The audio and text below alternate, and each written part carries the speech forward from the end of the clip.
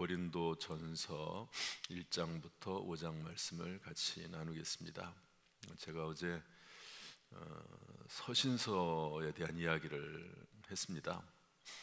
신약성경은 복음서 4권이 있고 역사서, 사도행전이 있고 그 다음에 서신서가 나머지 모든 책들이고 그 다음에 요한계시록, 예언서가 있거든요. 서신서가 제일 많은 분량을 차지하고 있는데 서신서를 이해하는 비결은 간단합니다. 로마서를 기준으로 하면 됩니다. 로마서에 나와 있는 내용을 근거로 해서 우리가 어떻게 구원을 받았느냐, 구원받은 사람은 어떤 삶을 살아야 되느냐, 로마서 1장부터 8장까지 구원에 대해서, 또 12장에서 16장까지 구원받은 자의 삶에 대해서, 그 다음에 9장부터 11장까지 그러면 유대인은 어떻게 되느냐 하는 이야기를, 유대인들이 나중에 다 돌아온다는 거죠. 그리고 말씀을 맡았기 때문에 거기서부터 복음이 시작이 됐기 때문에 유대인의 중요성을 계속 강조하면서 유대인이 다시 돌아올 것이다 하는 말씀을 합니다. 이런 큰 뼈대 아래서 이제 각 서신서로 넘어가면 각 서신서들마다 나오는 교회의 특징들이 있습니다. 고린도 교회 같은 경우는 은사가 많은 교회입니다. 그런데 고린도 교회에 대한 이야기를 하면서 어떤 칭찬도 하지만 제일 먼저 사도 바울이 꺼내는 이야기가 뭐냐, 고린도전서 1장부터 앞부분에 이제 문안 인사하죠. 일단 본인이 어떻게 사도가 됐는지, 또 본인이 어떤 사람인지 이런 문안 인사를 간단히 하고, 그 다음에 제일 먼저 무슨 얘기를 할까? 고린도 교회에다가, 참 사도 바울도 좀 성격이 급해요. 웬만하면 또 이런저런 얘기 더 할 것 같은데 곧바로 들어갑니다. 어떤 얘기 하냐면 10절 말씀, 1장 10절 말씀 다 같이 읽어보겠습니다. 1장 10절 다 같이 시작. 형제들아, 내가 우리 주 예수 그리스도의 이름으로 너희를 권하노니 모두가 같은 말을 하고 너희 가운데 분쟁이 없이 같은 마음과 같은 뜻으로 온전히 합하라. 문단 하나 딱 끝나고 나서 곧바로 나오는 말이 뭐냐면 분쟁에 대한 이야기합니다. 고린도 교회가 장점이 많고 또 은사가 충만하고 열심히 있지만, 그런데 너희에게 뭐가 있다고요? 분쟁이 있다. 분쟁. 그래서 아볼로파, 바울파, 또 자기는 뭐 그리스도파 이래가지고 파벌이 생긴다는 거죠, 교회 내에. 그래서 나는 바울의 사람이야, 나는 뭐 바나바의 사람이야, 아볼로의 사람이야, 난 다 싫어, 나는 그리스도의 사람이야, 그리스도파. 이래가지고 서로 나뉜다는 거죠. 이게 뒷부분에 나오지만 너희가 은사가 많고 열심히 있어도 그렇게 분쟁이 있으면 어린아이의 신앙이다. 너희의 신앙이 그렇게 좋은 것이 아니다. 분쟁이 있는 신앙은 어린아이의 신앙이다. 은사가 있으면 뭐하냐, 사랑이 없으면 아무 소용이 없다. 그런 이야기를 이제 고린도 교회에서 하고 있는 겁니다. 그래서 이제 고린도 교회의 문제는 이 분쟁의 문제, 파벌의 문제인데요. 뭐 그렇다고 해서 고린도 교회에 예수 믿는 복음에 대한 이야기가 없느냐, 예수 믿는 사람이 어떤 삶을 살아야 될 그런 부분이 없느냐, 그런 건 아닙니다. 중요하게 이제 복음에 대한 설명을 뭐라고 하고 있냐면 우리 1장 18절 말씀, 이 말씀은 워낙 중요해서 그냥 지나갈 수가 없는 말씀이죠. 1장 18절 말씀 다 같이 읽어보죠. 시작. 십자가의 도가 멸망하는 자들에게는 미련한 것이요 구원을 받는 우리에게는 하나님의 능력이라. 이 말 너무 귀한 말씀이죠. 로마서 말씀 들을 때 로마서 1장 16절 17절에 보면 복음에는 하나님의 능력이 나타났다. 복음에는 하나님의 의가 있다. 그래서 하나님의 능력, 하나님의 의가 바로 복음이다. 그런데 그 복음이란 말을 십자가의 도라고 하는 말로 살짝 이렇게 조금 전환을 시키면서 그 십자가의 도, 복음, 멸망하는 자들에게는 미련한 것이다. 그러니까 예수님의 십자가를 저나 여러분은 듣고 그 말씀을 순수하게 받아들이고, 물론 이제 의심하는 과정을 거치기도 하지만 어쨌든 그것을 받아들이지 않았습니까? 그런데 받아들이지 않는 사람들은 뭐냐, 멸망하는 사람들은 뭐냐? 그 십자가의 도와 복음을 미련한 것으로 생각한다는 거예요. 미련한 것으로. 야, 어떻게 사람이 예수님을 믿으면 구원을 받느냐, 선물로 구원을 받느냐, 미련하게 보이는 거죠. 어떤 분에게 전도를 했습니다. 그랬더니 한 40대 되는 전도 대상자인데요. 책에 나오는 내용입니다. 제 경험이 아니고 책에. 그랬더니 그 사람이 이제 아내를 따라서 교회를 잘 다녀요. 왜냐하면 가정의 평화를 위해서. 그러니까 신앙이 있어서 교회를 다니는 게 아니고 아내 때문에 교회를 그냥 나와 주는 겁니다. 그런데 그 아내가 그걸 모르겠습니까? 그래서 어떤 그 교회 전도사님에게, 여자 전도사님에게 좀 우리 남편을 좀 전도해 달라고 그렇게 부탁을 했습니다. 그래서 이제 찾아갔는데 평소에는 정말 상냥하고 또 너무 잘 대해주고 뭐 그 사람이 학력도 있고 그러니까 받아줬는데 이 복음을 전하려고 하니까 갑자기 사람이 돌변하는 거예요. 그래서 우리가 예수 그리스도의 이름으로 복음을 전하기 위해서 쭉 설명을 하니까 그때 이제 그 사람의 본심이 나오는 거죠. 아니 어떻게 사람이 노력해서 얻어야지 무슨 공짜 선물이 어딨냐고, 이렇게 귀한 것을 자기가 노력해서 얻는 거지 천국이 공짜라는 게 말이 되냐고, 믿음으로 가는 게 말이 되냐고 그러면서 반박을 하기 시작을 하는 거죠. 들을 생각도 안 하고 그리고 빨리 가라고. 그렇게 사람이 좋더니 그렇게 돌변하는 겁니다. 뭐 그렇게 하도 강하게 나오니까 돌아갔어요. 그리고 나서 기도를 열심히 했습니다. 열심히 하고 그냥 물러설 수가 없는 거죠. 그래서 다시 찾아가서 정말 간절하게 얘기해서 허락을 받고 이제 얘기를 하는데 그런 얘기를 쭉 하는 거죠. 이 세상에 있는 모든 것들은 다 공짜, 너무너무 귀한 것들은 공짜 선물로 받는다. 우리 형제님 공기를 마시고 사는데 공기값을 냈냐고, 내라고 하나님이 내라고 저보고 받아오라고 했다고. 물값을 냈냐고, 또 생명값을 냈냐고. 다 이런 것들은 내가 돈 주고 산 것이 아니고 공짜 선물로 받는 건데 이런 것들에 대한 값을 하나님 앞에 지불하라고. 그러면서 이야기를 쭉 풀어나갔습니다. 우리 아마 그 내용들에 대해서 이미 이해를 하고 있으니까. 무슨 말씀이냐면요, 세상 사람들은 미련하게 보이는 거예요. 미련하게 그런 것들이. 그러나 구원을 받는 우리에게는 하나님의 능력이라. 할렐루야. 여러분, 저와 여러분은 예수 그리스도를 믿는 그 믿음이 구원의 능력이 되는 줄로 믿습니다. 하나님께서 구원의 도를 정하시고 이것을 통해서 의롭다고 하시고 하나님께서 우리를 불러주시고 구원하여 주신 줄로 믿습니다. 그래서 또 24절 말씀이 나오는데 24절 말씀 한번 읽어보겠습니다. 다 같이 읽어보죠. 시작. 오직 부르심을 받은 자들에게는 유대인이나 헬라인이나 그리스도는 하나님의 능력이요 하나님의 지혜니라. 사람이 도저히 모든 사람이 죄를 범하였으므로 하나님의 영광에 이르지 못하기 때문에 얼마나 사람이 부패하고 얼마나 사람이 하나님을 믿지 않고 자기 뜻대로 자기 마음대로 살려고 그렇게 하나님을 떠납니까? 그러면서 하나님이 없다고 생각하지 않습니까? 그러나 부르심을 받은 자에게는 누구에게나 그리스도는 하나님의 능력이요 하나님의 지혜라고 우리에게 설명을 해주고 있습니다. 이런 내용들도 이제 고린도서에서 우리에게 쭉 말씀을 하는 거죠.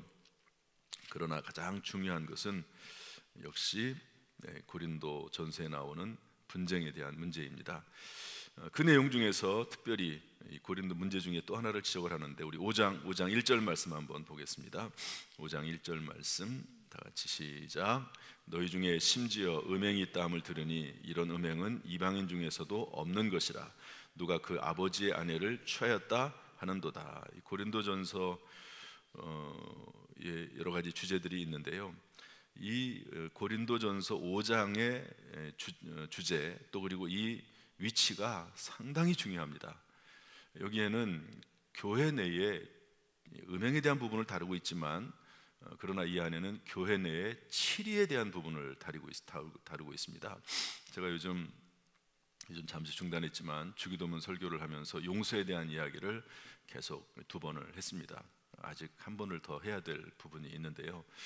그런데 용서에 대한 부분을 다루면서 그 용서가 오늘 성경에 보면 용서에 대한 부분에 있어서 용서의 관점으로 접근하지 않고요. 2절 말씀 보면 쫓아내라고 하는 말이 나오고 분별하라고 판단하는 말이 나오고 또 13절에 보면 이 사람을 너희 중에서 내쫓으라고 그렇게 말씀을 하고 있습니다.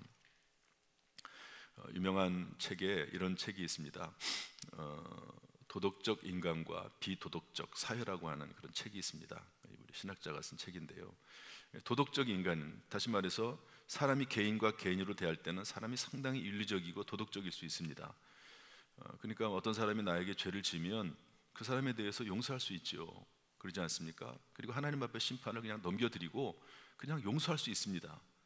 내가 심판한다고 해서 복수한다고 해서 그것이 끊어지는 게 아니니까. 진짜 용서는 뭐냐? 심판은 하나님 앞에 넘겨드리고 그리고 나는 자유와 평안을 얻는 것이 용서다. 그런 말씀을 드렸습니다. 그건 개인적인 문제고요. 교회적인 문제는 조금 다릅니다. 교회 내에서 어떤 사람이 문제를 일으켰어요. 특별히 여기 있는 것 같은 경우에 음행이 있습니다. 여기서 말하는 음행은 아내가 있는데 또 다른 남자, 또 다른 여자를 만났다기보다도 그 아버지의 아내, 어머니죠. 어머니와 음행을 했다는 얘기인데 이 당시에는 여러 명의 아내를 두지 않았습니까? 근데 아버지가 여러 명의 아내를 뒀는데 젊은 사람도 있는 거죠. 그래서 그 아버지의 또 다른 아내, 그 아내를 취한 겁니다. 여기에 대해서 이것도 뭐 당연히 음행이죠. 당연히 잘못된 일이죠. 여기에 대해서 교회가 다 알고 있어요. 그리고 멀리 떨어져 있는 사도 바울도 이미 그 얘기를 들었습니다. 그리고 사도 바울이 거기에 대해서 경고했습니다. 교회 내에서 치리하라고 분명히 얘기를 했습니다.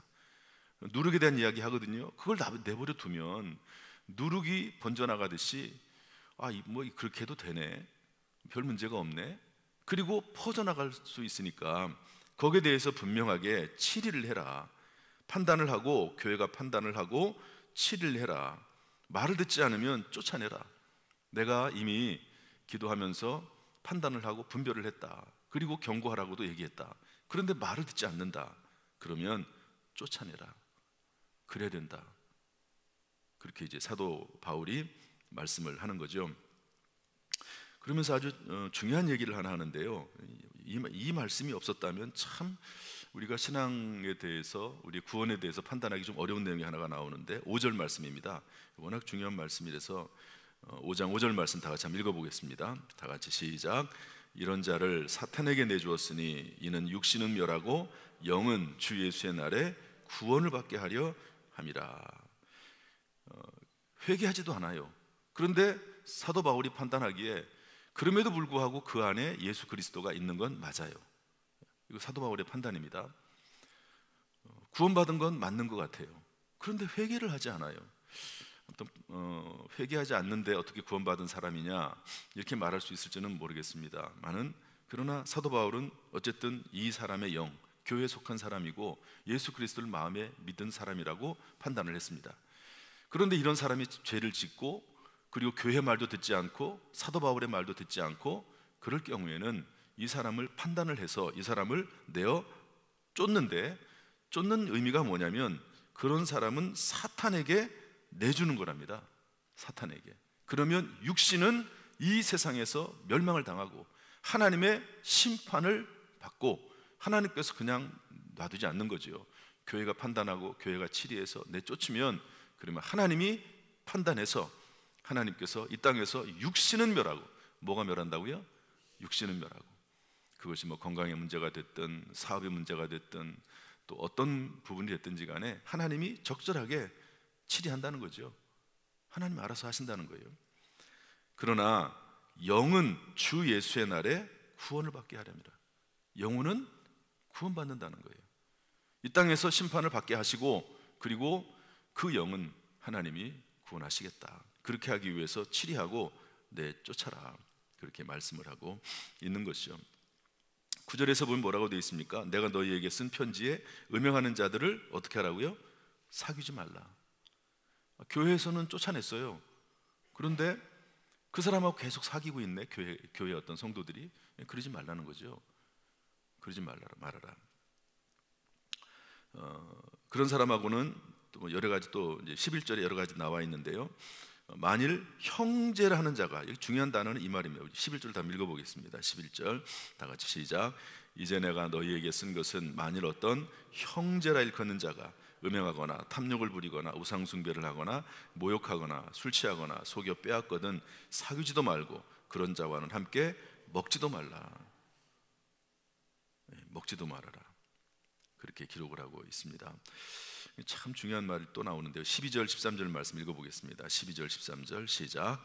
밖에 있는 사람들을 판단하는 것이야 내게 무슨 상관이 있으리요. 많은 교회 안에 있는 사람들이야 너희가 판단하지 아니하랴.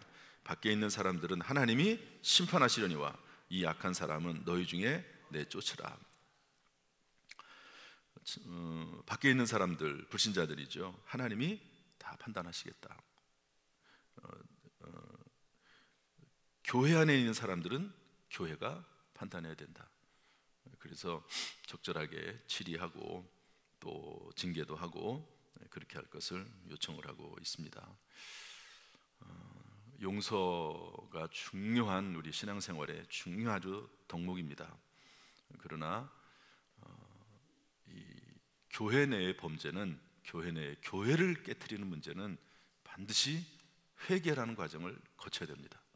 내가 잘못했으면 잘못했다는 고백을 듣고, 그리고 거기에 대해서 교회가 용서하고 교회 이름으로 판단하고 교회 이름으로 용서도 하고, 그럴 경우에는 다 받으라. 이 고린도전서 계속 읽어나가면요, 고린도 후서로 넘어가면 이런 이제 이 사람에 대해서 받으라고 얘기가 나와요.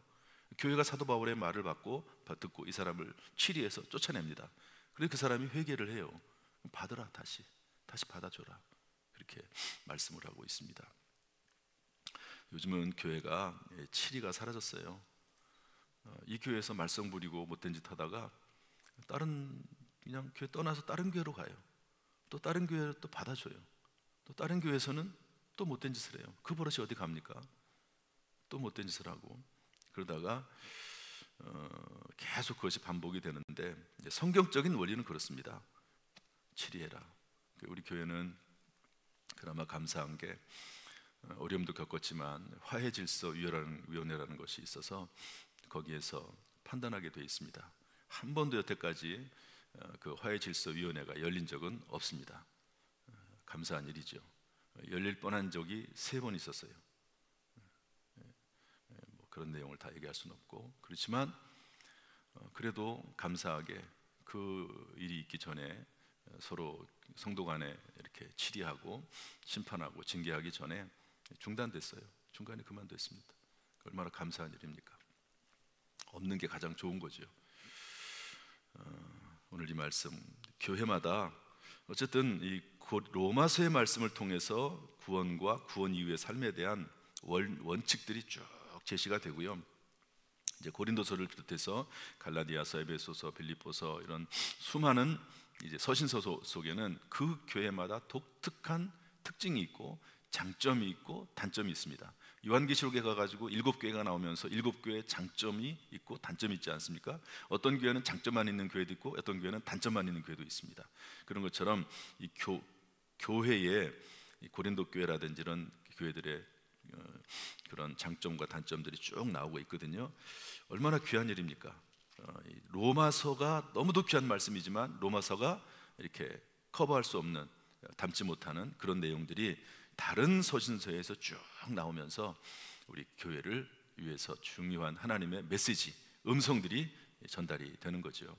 교회들마다 어떤 문제가 있을 때 이 성경이 기준이 되어서, 캐논, 기준 아닙니까? 기준에 대해서 신앙생활도 하고 교회 생활도 하고 서로 섬기고 마땅히 해야 될 일들을 교회가 어떻게 할 건지를 설명하고 있는 말씀이 이 말씀들입니다.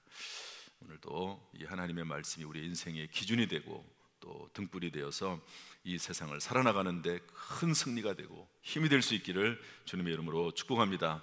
말씀으로 길을 찾고 기도로 힘을 얻어 승리하는 저와 여러분 될 수 있기를 주님의 이름으로 축복합니다. 할렐루야.